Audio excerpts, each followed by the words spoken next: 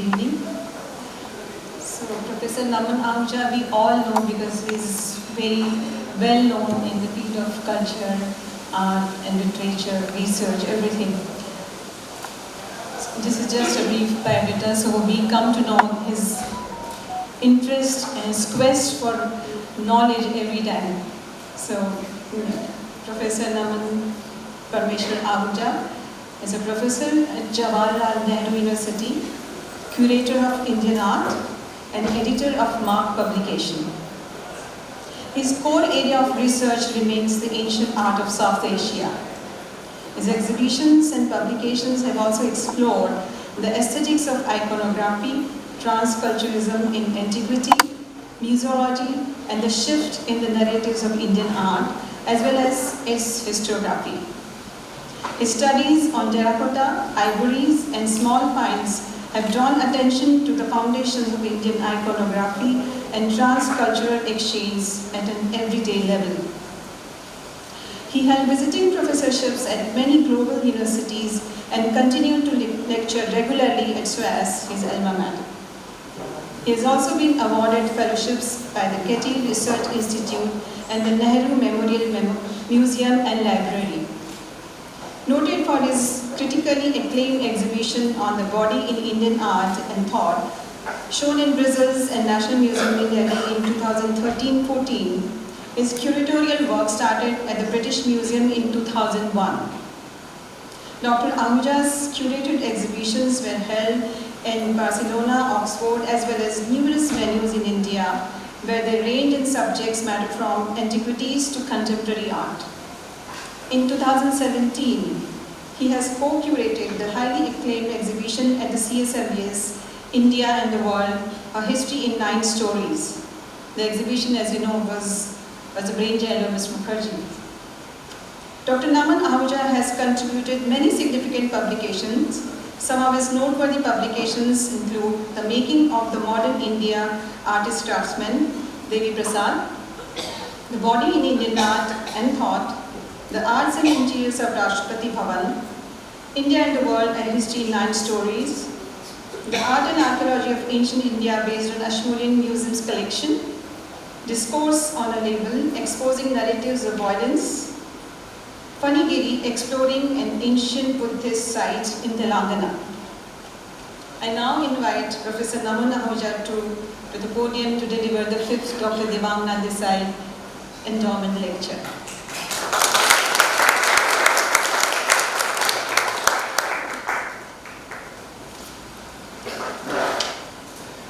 Good evening, friends.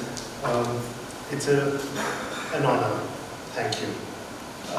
Truly, I have been overwhelmed. I am overwhelmed by your hospitality. And Dr. Desai, your work has inspired me for so many years. Your work has become such a fundamental text and a learning opportunity for all of us. I hope in my talk today, I can offer something by way of a little way to be able to build on that body of knowledge that you have given to us. I was very inspired by Dr. Desai's work on the Shalapanjika, on the Nayakas, on the Sundasundaris. Her work on the erotic sculpture of India became the benchmark, a foundation for all of us who study ancient India. And there are so many nuggets of profound understanding that are contained within that, about where the aesthetics of Indian art really lie.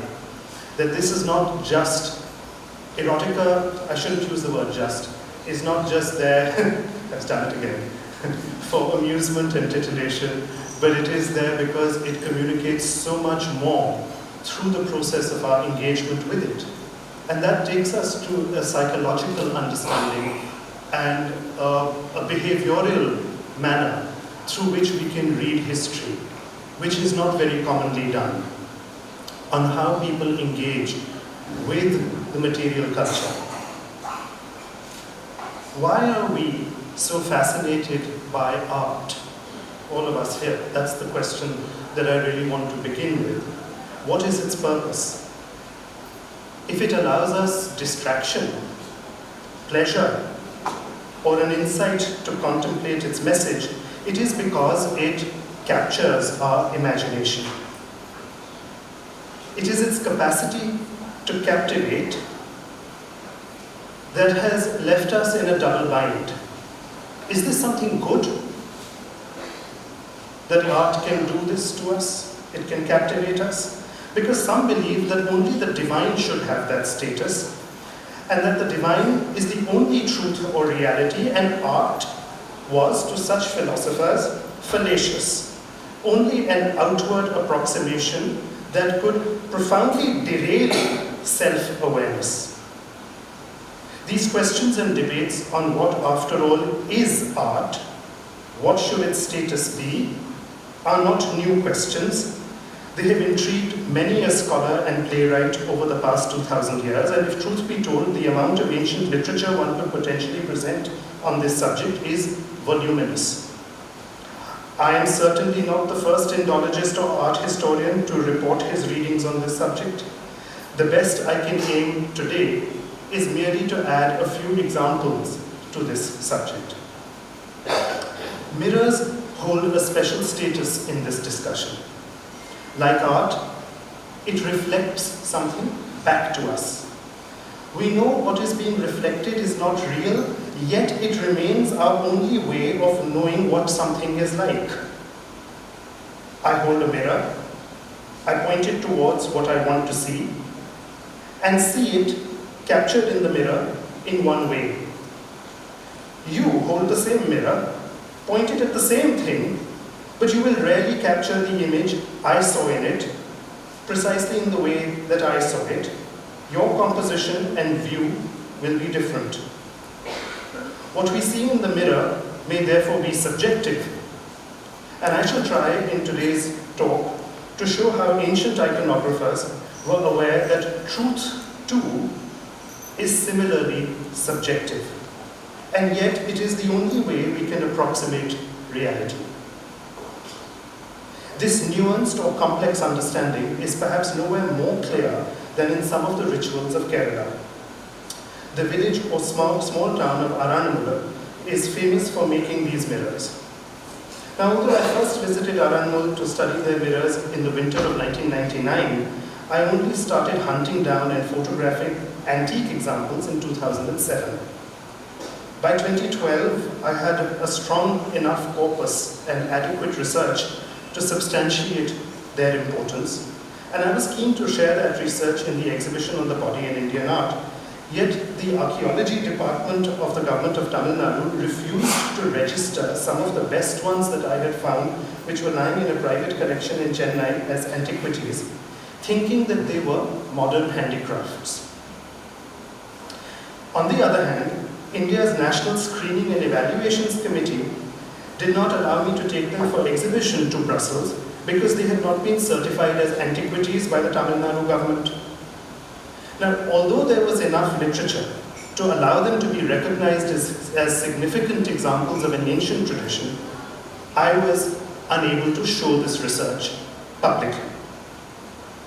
Ethnoarchaeology and a historical approach to anthropology of aesthetics is lacking in Indian academia, which leads to a very narrow definition of temple art as a subject of iconography as revealed by stone and bronze sculpture, without allowing us to discuss temple culture from a wider set of cultural perspectives. I hope the images and the films that I will show today can try and redress this. Historic mirrors are to be found from most parts of South Asia. They are given prominence in puja rituals and have a place in the temple complex that can be from temples as far apart as Nepal and Kerala. In fact, today I will try and focus on examples from Kerala and use them to make a wider set of points to show how the mirror is both used for shringar, beauty, adornment, alankar, as well as for a deeper set of concerns on the nature of the divine, on the very fundamentals of why we make images at all, and why images are considered worthy receptacles of divine energy. Now, regardless of the hurdles the bureaucracy poses on cultural administration, I continued to discuss some of these matters in our classes, and in 2008, this was benefited enormously by the publication of Volume 8 of Kala Tattva Kosh by the IGNCA. Published under the general editorship of Kapila Vatsayan, it contains excellent compilations of references to Abhas by Prithvi Kumar Agrawal, on chhaya by Sukumar Chattopadhyay, and on bimba pratibimba by Pushpa Tiwari.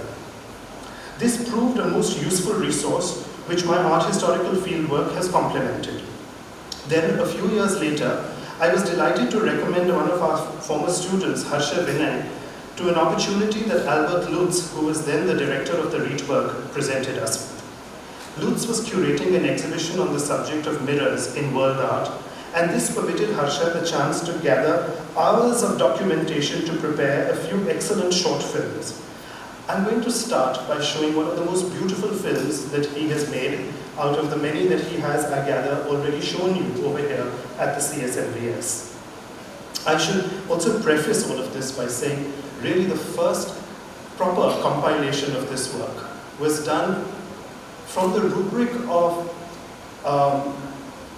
Kashmir Shaivism by Jean Nadu as early as 1965, which he presented as a lecture in the Musée Guimet.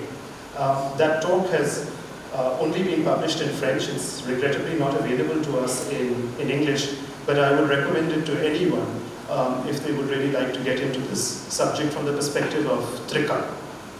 But anyway, then before I get to that and some of his conclusions, let me show you the film.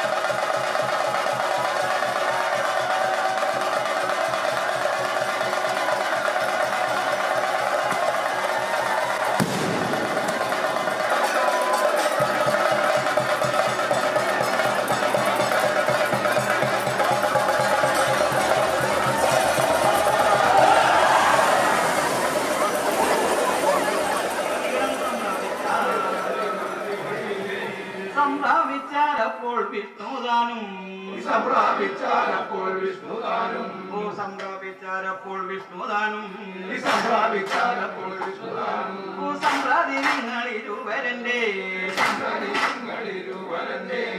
മുടി കണ്ടു തെളിഞ്ഞവറും ഉജ്ജരിയുരക്കുവെന്നൊരിത്ത്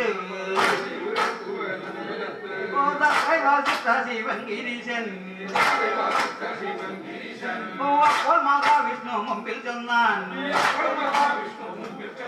ഓ ഉൾവിൽ മോചന സാഗം ചെന്നാൻ ഓ Shiva Shiva Shankara സ്വാഗതമാ. In this film, you saw the abstract idea of a deity powerfully expressed at some of the Bhagavati temples of North Kerala. In the sanctum of these temples, there is no idol.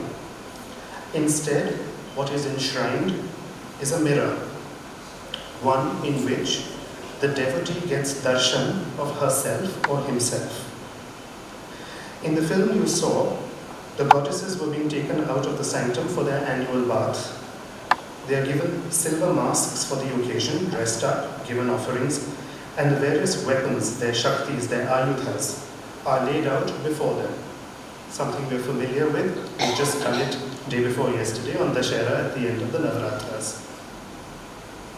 The consecrated image in these temples literally acts as a tool to self-reflection or self-awareness. There will be images outside the temple, of course, but inside, right in the Garbhagriha, the devotee wouldn't get darshan of some image or deity, but would encounter a mirror such as this, a device that urges the devotee to look at, or rather, look within herself or himself, encouraging meditative interiorization, a looking within. The depiction manages to communicate an abstract idea of what God does without making the body of a god. The collection of these mirrors, called pratibimba, are all from temples that have discarded or sold them off. Shaped in the form of a vala kannadi, or a mirror that is commonly held in the hand, they have been turned into living icons by giving them a pedestal and surrounding them with an aureole or halo. Often made of panchaloha or a brass-like alloy of 5 metals, they can, in rare examples, also be made of silver. The aureole is surmounted by a powerful symbol of a Vyālamukha that you must have seen in some of them, or a fantastic beast, which is a protective talisman. Apart from being associated with the sacred goddesses of mainstream Hinduism at Bhagavati temples, they are also found in sacred groves, at shrines where they are associated with Nagayakshis or serpent spirits, again which are thought of in the feminine as goddesses. And you can see a similar example over here. In these temple rituals, goddesses are taken out of the sanctum on the eve of Navaratri. They are covered with masks called a golak. Now, what is the history of personifying the goddess as a mirror? That the goddess is herself a reflection is clearly spelled out in the principal text on goddess worship, the Markandeya Purana, which uses the word chhaya, another synonym for reflection, sometimes understood also as shadow, to describe her. The Durga Saptasati, part of the Markandeya Purana, says, Ya Devi Sarvabhuteshu Chhaya Rupena Sthitam Namastasya Namastasya Namastasya Namo Namah. It's a very common shlok, most of you must know it. The association is strengthened in it to this through Shantavi's commentary in the Devi Mahatmya. Chhaya, he clearly says, denotes reflection. Chhaya pratibimba rupa sarvabhuteshu tishtati. The idea that a mirror was a worthy image of the divine is also made clear by the ancient South Indian temple construction shastra called the Maya Mantra. Compiled, it is estimated, between the 9th and 12th centuries. It states, Bimba Murti Sharirabha. I'm sorry, no, I'm on the wrong slide. there's a mistake in my slide. My PowerPoint doesn't allow me to put matras properly.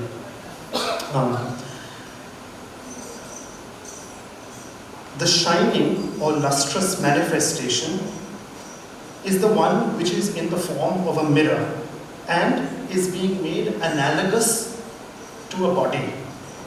The term bimba, mirror, in this text, it is clarified, refers not only to an image or murti, but bimba is also a substitute for the body or bodily representation of any desired Ishtadevata. So by having one mirror, it can be any deity you want it to be. Right? It need not be one particular goddess alone. The older 5th to 7th century thesaurus, the Amar Ghosh, states that pratibimba, pratibimba, pratinidhi, pratima are all synonyms of archa, or an image for worship, as opposed to any secular image. These bimba are visual and bodily pratinidhi, representatives or mimetic substitutes, proxies of divinities.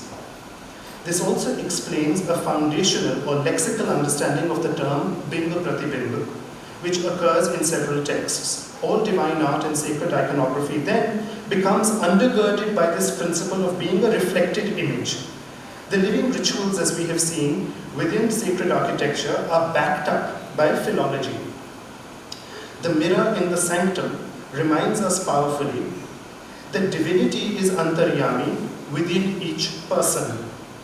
Rather like a mirror, witnessing or observing the observing mind is one of the essential tools to get past its observational distractions, to achieve that oneness or control, which is the first step towards direct communication with the divine.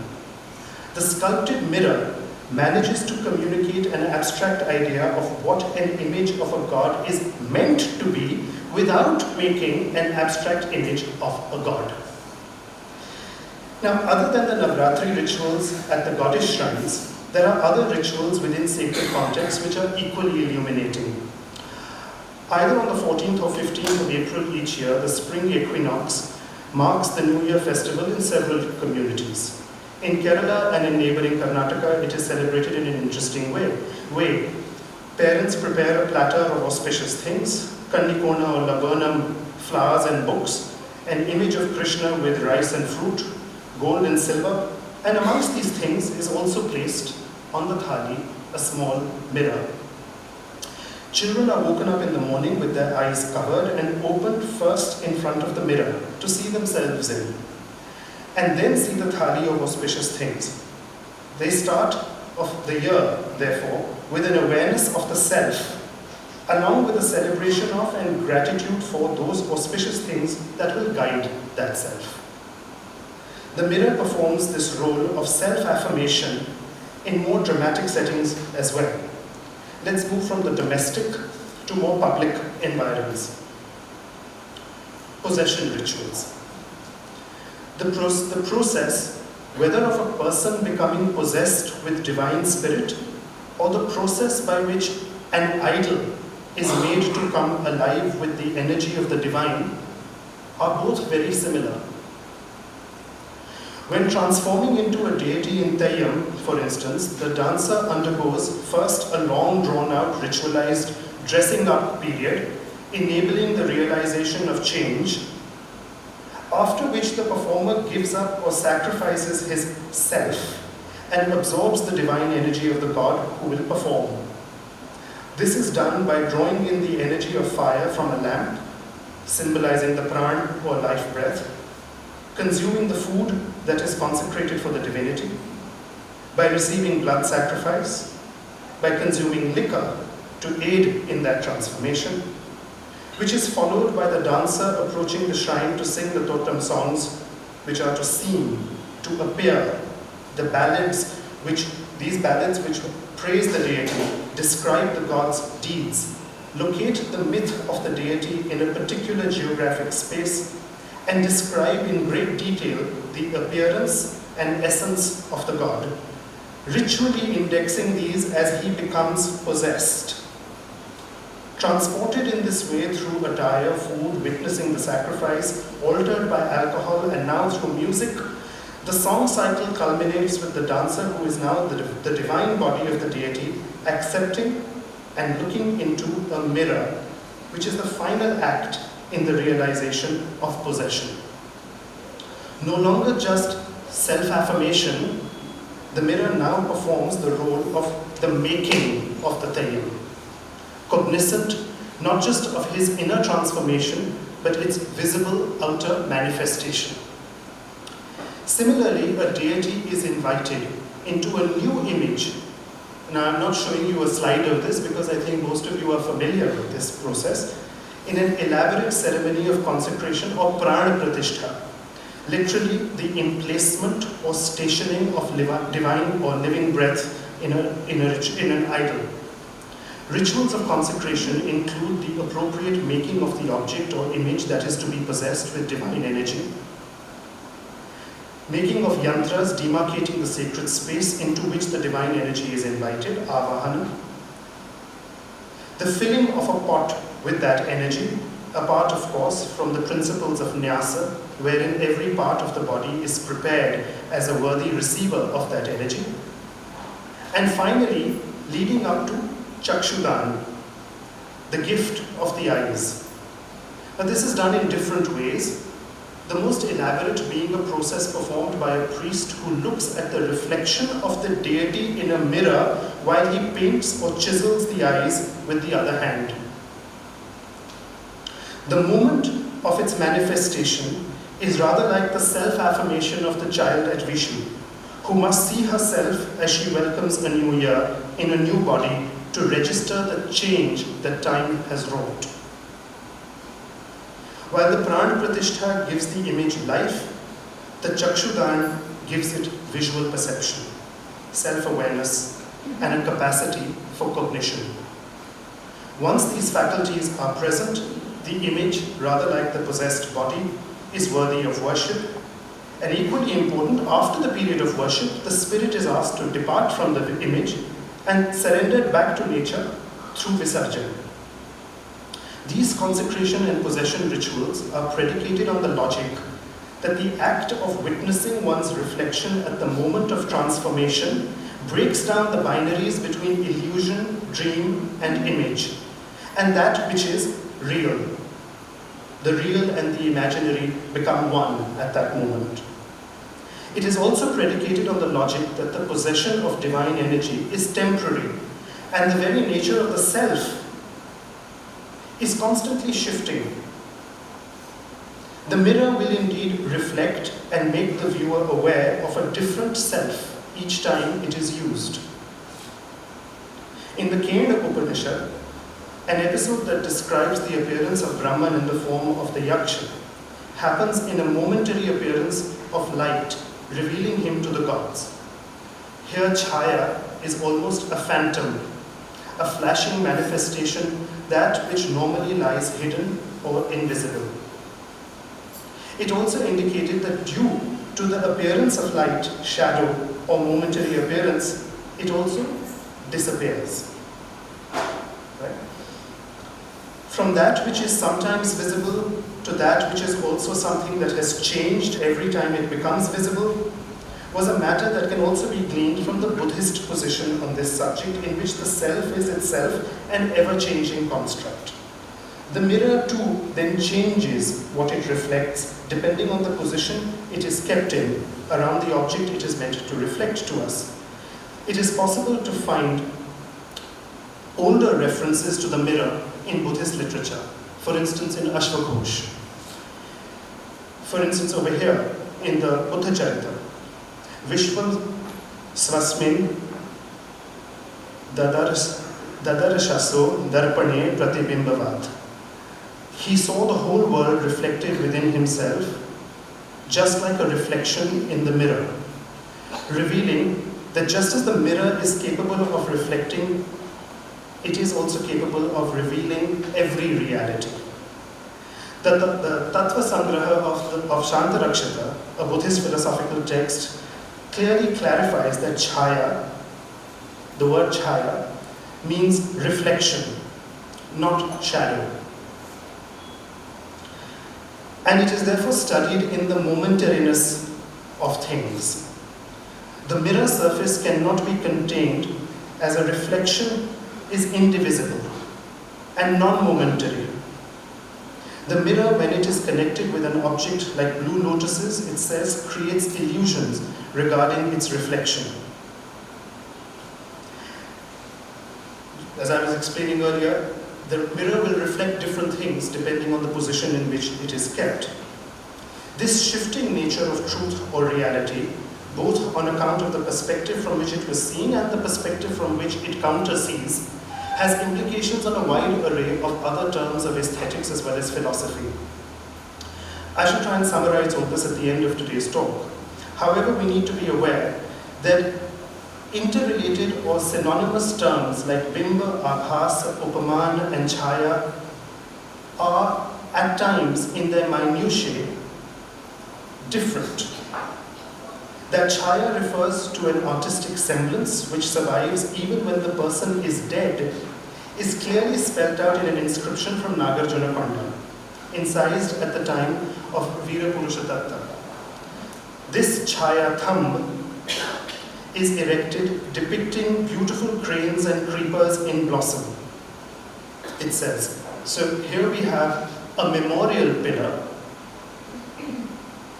being a chhaya thumb, chhaya stambha, and a portrait, an essence of that person even when that person is physically absent. So already in the 2nd century AD then, we have an inscription referring to what these pillars were meant to be. I mentioned this inscription only as one example.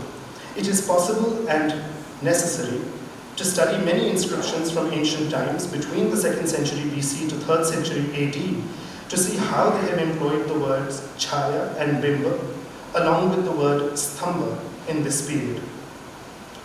Now, today's paper is largely about Brahmanical art and Hindu art, which is where most of our references come from. So I have not made Buddhist material the focus of my attention. Mirrors are consciously deployed as attributes and devices in Indian iconography, however, from the 2nd century BC, repeatedly. But I have not been able to find a satisfactory means to interpret them in any other way except 2 other lines of interpretation which are so common to us in medieval Hindu art, where the mirror is either held for self-awareness in the hands of a woman who is a beauty, or as a symbol of Prakriti, who reflects an absolute force to him. Now these are the concerns which will come up in the next part of my paper.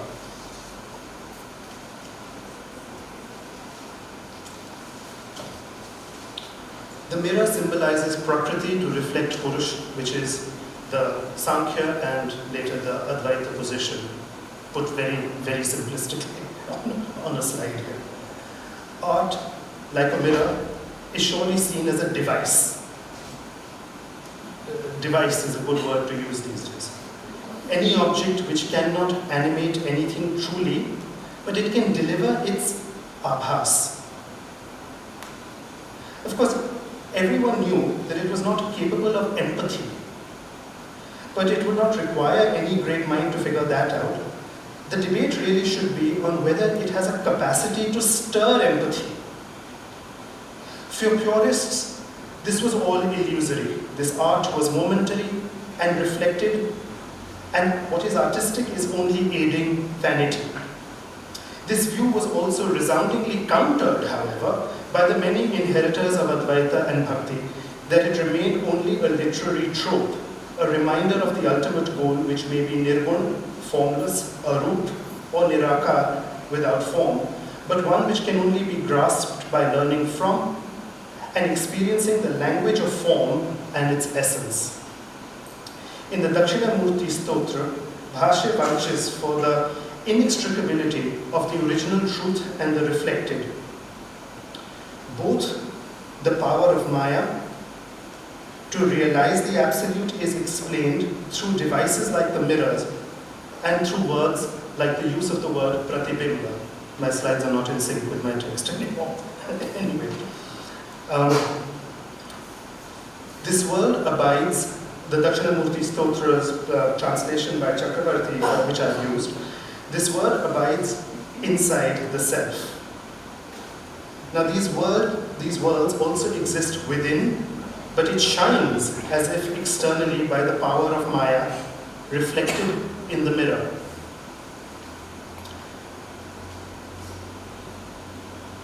The universe, similar to the city, he says, reflected in a mirror, though shining with one's own self, yet by the overpowering influence of Maya becomes clearly manifest, as if externally, like the objects seen externally in the state of a dream. The mirror in the hand of Parvati symbolizes Prakriti to reflect Purush, the Shiva or the Absolute, to him. This is the typical Advaita view preached by Adi Shankaracharya. For any absolute cannot logically know itself, as it is unable to compare or be aware of itself in relation to anything else. The mirror becomes widely used, therefore, as a metaphor for expressing the Sankhya philosophy of dualism and the nature of cognition. References from the Shveta Upanishad and the Devi Bhagavad Purana are rich and precise in explaining how reflection and suggestion are imperative to the path of cognition and a unification of all knowledge. The Sankhya Karika also records the term chhaya and makes it abundantly clear that it is impossible for the linga or the sukshma sharir, or the subtle body, to be known without the gross body, the sthula sharir, just as a shadow cannot exist without an object. Now, in the previous section of this paper, I noted that it was understood that the mirror and art only provides one perspective on an object or truth. The Devi Bhagavad Purana explains this illusion of duality. As a lamp, though one becomes two by virtue of adjuncts, as a face, though one becomes two as reflected in a mirror, as one man becomes double by his shadow, so we become reflected into many. Thus Devi explains the nature of Prakriti and Purush, which have an appearance of dualism born of illusion. Like the earth and a vessel, she says, everything exists in the Supreme Brahman. You only need to go to the Gallery of Garden and Cosmos to see a painting that explains this absolutely precisely. Like the earth and the vessel, please remember, you'll see this in a painting in the gallery at the moment. Everything exists in the Supreme Brahman. At the time of creation, this eternal substance itself becomes dual, making them separate like a reflecting object, bimba, and its reflection, pratibimba. Those who have seen the oneness between Prakriti and Purush call themselves free of samsara. Tools or adjuncts, be they a mirror, water, or anything that causes reflection, are maya, avidya, impure knowledge. Avidya tu yakti chirita pratibimba. Like texts, sculptures, and paintings are also capable of reflecting an original. However, one can see that the maya or reflected is akin to, but not the original. It is, of course, that much closer to knowing what the original must be. A few centuries later, it was picked up again at Nathdwara under the influence of Advaita thought, causing a separation between the self and the reflected. However, the mirror, chhaya, which is art, enables other visions that may not be graspable quite so easily in reality. Radha is shown holding a mirror in which she captures an image of herself with Krishna, who may be standing far away from her, but creating in her reflection not reality but a condition that she aspires to, of becoming one with Krishna. Art, or chhaya, enables the comprehension of something without capturing or seeing the actual truth that is being reflected. This opens up another subject, extending the aesthetic scope of this metaphor and how it was incorporated into painting, where the mirror stands for a witness, for one's conscience and also one's consciousness. If these ideas were so entrenched in the discourse in ancient and medieval times, then is it valid for us to ask what, after all, are the many paintings of Bilawal Ragini really trying to conjure when they show a woman looking in a mirror? Is this to be understood as the elaboration of the discourse with the self? While vanity and what is nowadays even called navel-gazing received a rather negative history in Western culture with Narcissus and Echo, it seems to me all the more positively constructed as a trope in Indian aesthetics as an affirmation of the self leading to a heightening of perfectionism. Now, this really is another subject for discussion and one that I will reserve for another paper in your honor, Dr. Desai. As an art historian, one's research is increasingly showing that the codification of these terms in iconography was well on its way in the 2nd century BC. And again, how prolific it was in the 2nd century BC will be the subject of another chapter. I can't put it all into a single paper. But the aesthetic scope of this metaphor, how it was incorporated into secular painting, where the mirror stands for a witness of one's conscience and consciousness, can be seen in many works of art.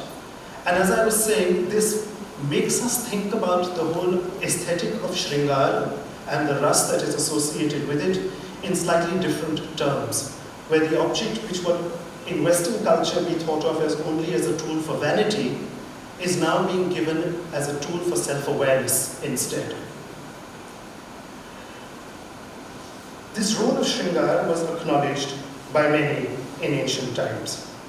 However, I'm going to try and return, just for you to see, I mean, that's a Vasa Kannadi from Aranmula, but these are medieval and modern mirrors that are used in Nepal, which are given to a bride at the time of her marriage, and are there for all rituals. The mirror must be present in the ritual accoutrement, in the paraphernalia that is used for worship. So again, if it is given to a bride for the sake of Shringar, then what is its presence doing in the most elaborate rituals forever? I had privilege during the lockdown to be in Kathmandu to witness a ritual at Pashupatinath of the lustration of the lingam, and the final stage of the worship, after the entire worship is over, a mirror is shown from all four sides to the Chaturmukha linga, and that marks the end of the entire ritual ceremony.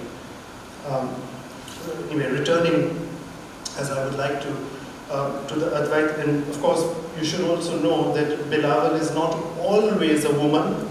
It can very rarely also be a man, just for those of you who are interested in the subject.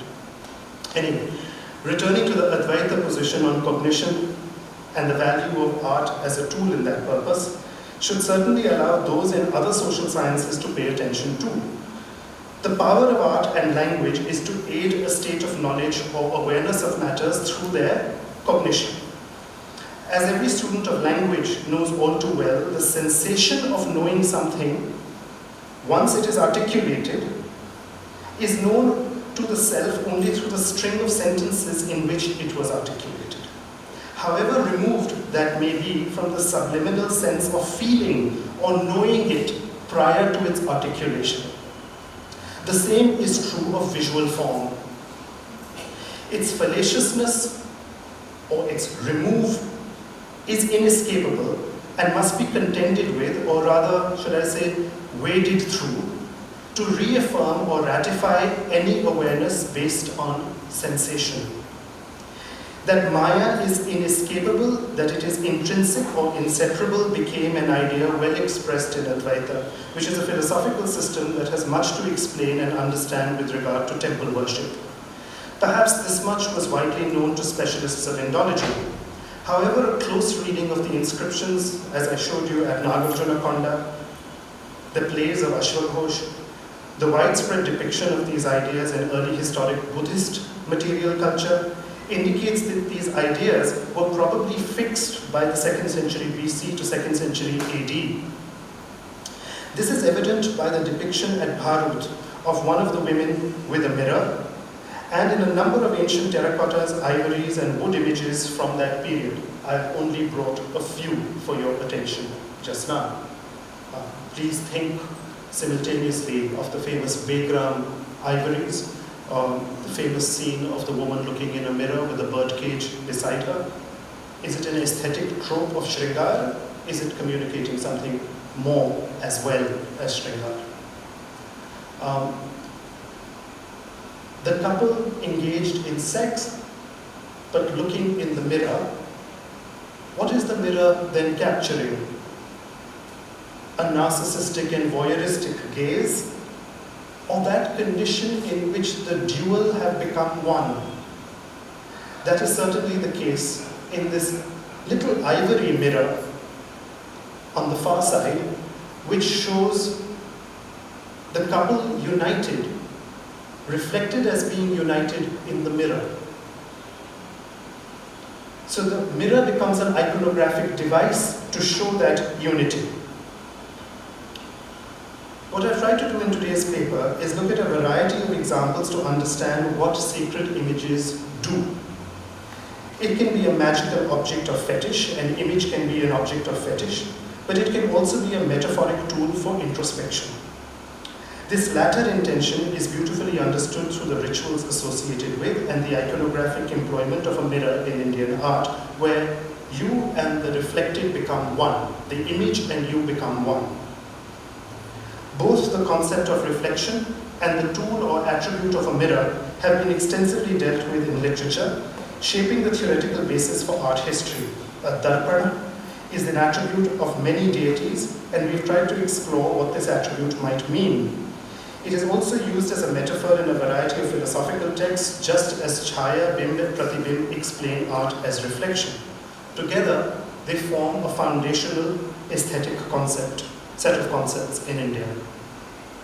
A key term in this regard is abhas, which Kumaraswamy excavated to explain how externalized images aid self-reflection, capturing an inner essence. Abhas, he said, was literally shining back, reflection, semblance, resplendence, which is predicated to the individual jiva or self with respect to the universe or Brahman. It is an essence, an impression, it is an estimation or sense of something. Abhas, chhaya, bimba, pratibimba, rup, pratirup are related concepts that deal with the core basis for understanding representation, the symbolic nature of form as a carrier of meaning or essence. And it also deals with the reproducibility of form, allowing us to deal with the question on whether the same meaning gets extended with each reproduced form. That every time an icon is made, it can still carry the same set of meanings, because that abhas can be reproduced. The true self countersees itself, reflected in the possibilities of being, says the Panchavinsha Brahmana. The world picture, Jagat Chitra, painted by the self on the canvas of the self. It literally, I'm quoting. I'd like to extend these definitions of abhas and their related aesthetic terms with subsequent lexicographic research on these terms, as well as by examining mirrors as an iconographic device employed over centuries to help understand these complex phenomena. The basis of the discussion on the mirror emerges because of the nature of the divine, which we are being reminded repeatedly is formless. And the self also is known to be never static, but ever-changing. Both, therefore, need to be understood in order to be able to go beyond the limitation of a single form. Now, this brings us to how iconographers got past the problem of how images were being regarded as being illusory. Since what is being seen is only something which is illusory.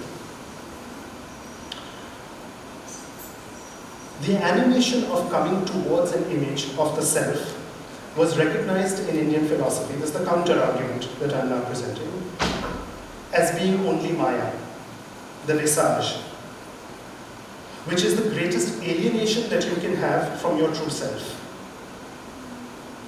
So we return to the problem that if the exterior is dismissed merely as a visage, then what is the difference between any artwork that takes on an aura of a fetish, because that would only be Maya, an exteriorized and a transitory condition, while the true formless condition of interiorization and knowing of the divine is something that is to be sensed. I believe the purpose of installing a mirror inside the temple's garbhagriha was exactly to bring home this discourse, was exactly to tell us this point. Why else would you put a mirror as a divine image? Aestheticians have thus come up with an extraordinarily abstracted sculptural form to counter the view that art and visual perception is only distraction. What makes these mirrors all the more interesting is that sometimes these mirrors aren't actually mirrors at all. They're made of stone. They are sculpted in the shape of a mirror. So they convey the idea of the mirror, but they are non-reflective. So by putting something like this inside a temple, it tells you what God does, that God is a mirror without actually reflecting anything, so that there is no distraction. And it is very much like the shape of those bronze mirrors that I was showing you. They're made to look like a Vala Kannadi, or a type of mirror that would commonly be used by people cosmetically. A round mirror with a narrow handle. Interestingly, the shape of the mirror is also like the shape of a person. This rounded head sits atop a vertical leg-like handle. In some examples, the handle area is dressed in a dhoti. And in some examples, just below the handle, you'll even have a small pair of feet, making the mirror into a person. The so-called mirror is only mimetically communicating the idea of a mirror. The form that that mirror is echoing is the form of a human figure, and finally the idea of a mirror is itself mimetically suggesting the concept that God is a mirror unto the self without actually reflecting anything at all. Mirrors are an aesthetic metaphor, therefore, in Hindu iconography of self-reflection, as well as seeing how the self is reflected in the other. It also allows us to see the subjectivity of knowledge. It is necessary to also see that a mirror does something. It frames things. It doesn't allow an expansive and eternal view. It's a framing device. It contains, it circumscribes that knowledge. Importantly, in acknowledging this illusory nature of life and the world, the distinction between life and art is slowly diminished, leaving us struggling to differentiate the real from what seems to be real. I think it is the staging of this that the mirror enables.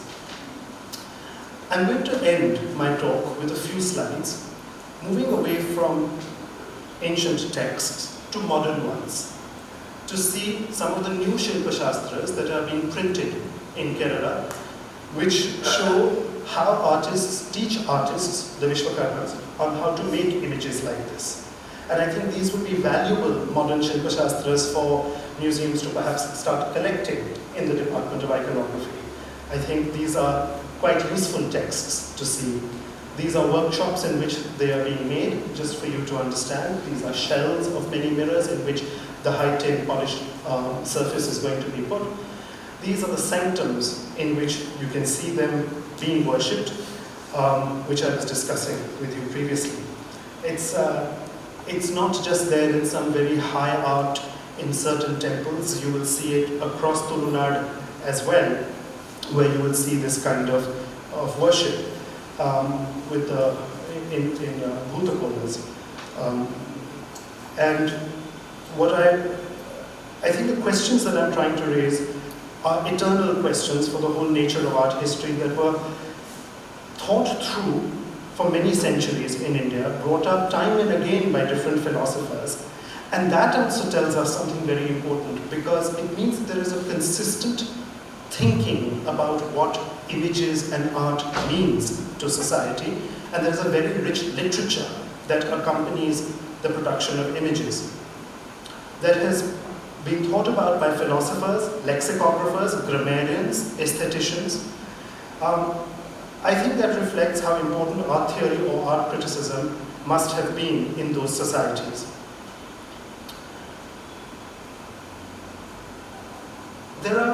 The fact that it gets picked up again and again, we've already covered this thing, is also there in a very interesting discourse.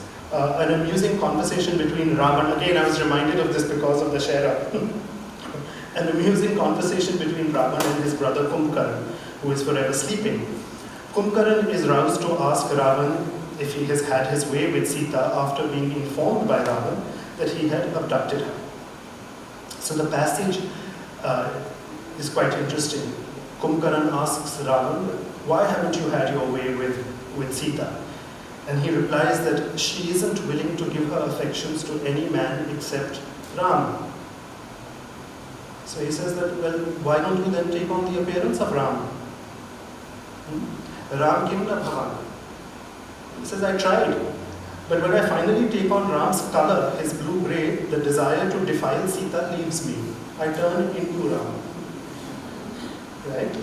I become him through the process of approximation, through mimesis. I've turned into him, I can no longer do that. I do not have any impure tendencies left in me. The goodness or Ramanas enters Ravan if he imitates him, no longer leaving him capable of doing what Ravan wanted. Such, we are told, is the power of mimetic imitation, where you become that which you are imitating. As I was saying, these mirrors can still be commissioned and made. The Reaper recently commissioned this particular beautiful piece for their collection. And I think it's time that the art historical community stopped this binary of antiquities. You know, the problems that I faced with Tamil Nadu archaeology department, I hope can be laid to rest. And these kinds of mirrors can be given antiquity certificates or national heritage status, because they too deserve to be collected by our museums. This is another one with that set of instructions on how to make it. So we have an opportunity for Shilpa and Shastra to be able to come together over here, which is not very common.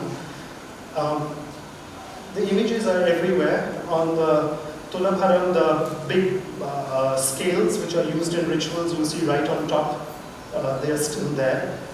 And I think it's important not just to look at these things in a rarefied way, but to look at the living culture of how these things are practiced and made, and who are the people that make them. These are the molds through which they are produced for the lost wax process, for each of these objects to be contained within. I think what I'm trying to get at also in conclusion is that what we've done is that the symbolic act of the mirror has broken down that binary, as I was saying, as a tool of vanity and as a tool of self-awareness. This is the constant idea that I would like to leave you with. Thank you very much. I'd be happy to take any questions.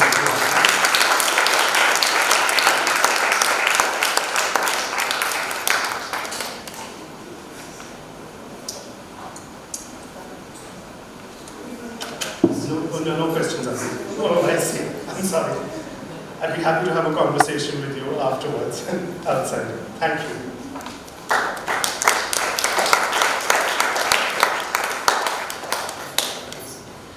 Thank you, Professor Ahuja, for this wonderful lecture, and thank you for accepting our invitation.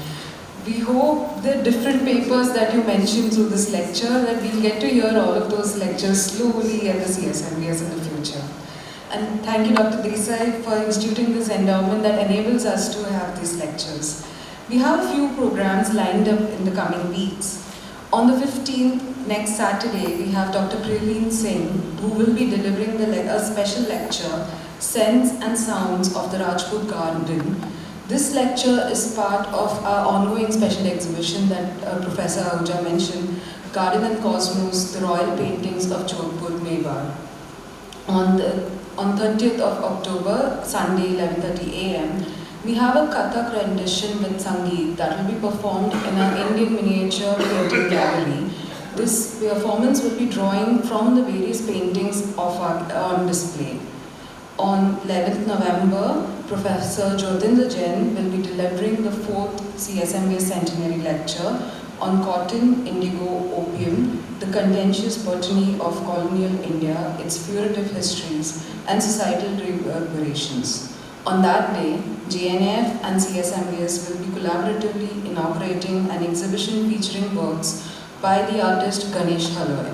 We have several more programs lined up, and we hope to see you for all of them. Thank you and good night.